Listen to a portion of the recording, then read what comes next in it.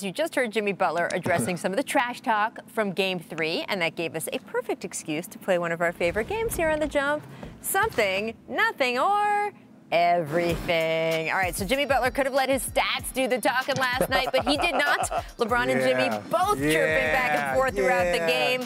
Jimmy, of course, did get the last word, although both men, I want to point this out, both of them after the game talked about how much they love playing against each other and how much they respect each other. So, Kendrick, is the trash talk something, nothing, or everything?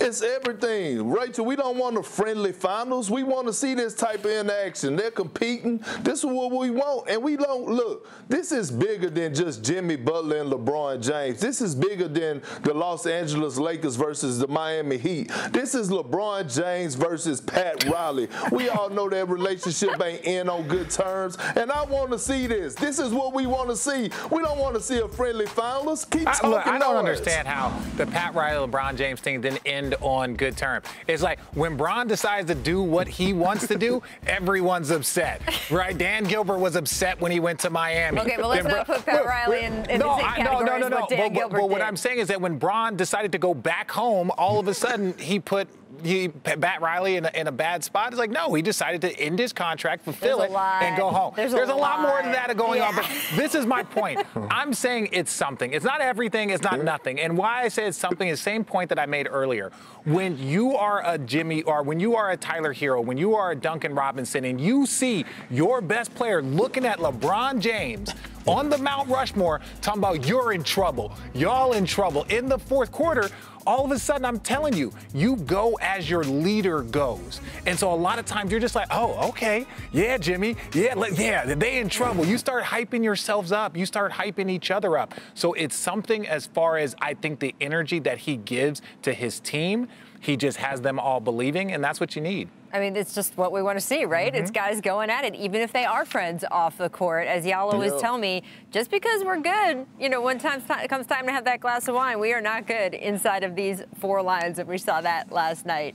LeBron also got some attention when he walked off the court as the final 10 seconds ran off the clock last night. I mean, the Lakers were down 11. The game was over. This was not the Pistons walking out on Michael Jordan, but Richard, is it something, nothing, or everything? Look, I understand it's the finals. We understand it's Bron. I'm going to say it's a little something, but I'm going to more lean towards nothing. I'm going to say nothing, and this is the reason. He walks off the court, like everyone knows. It's victory formation. He's walking off the court. He stops. He turns around. He looks and sees it goes to zero. Every look, he's sitting right there. You see other players. You see Rondo. You see Kuzma. It goes to zero. After it goes to zero, then he turns and walks. He didn't know that there was a 0.7 differential with the referees. You need 5 guys on the court. We're talking about LeBron James, and he stood there. Rondo and Kyle Kuzma had already bailed out, but the only person we're talking about is Bron. It is nothing. That's not my phone. That's not my phone this time. It's not my phone. Richard, how is my phone still going off? It's nothing about LeBron as far as him walking off the court, because when you look at the situation, everyone was leaving, like you said, even the coaches. The game clock and shot clock had the same. It was basically the same time.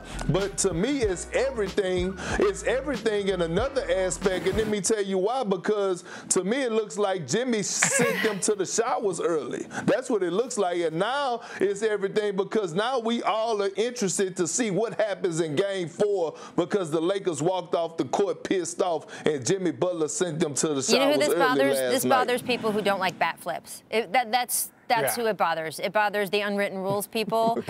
Jordan would never do that. Well, that's what I'm saying. So we got in The Last Dance, right? We got when it really actually was about something. This was about something. That is not cool. And this was, hey, we're not shaking hands after. With 7 seconds ago, yes, that's not cool. That right there. That is when that actually means something. Not in Game 3. Look at MJ's face. MJ was disgusted.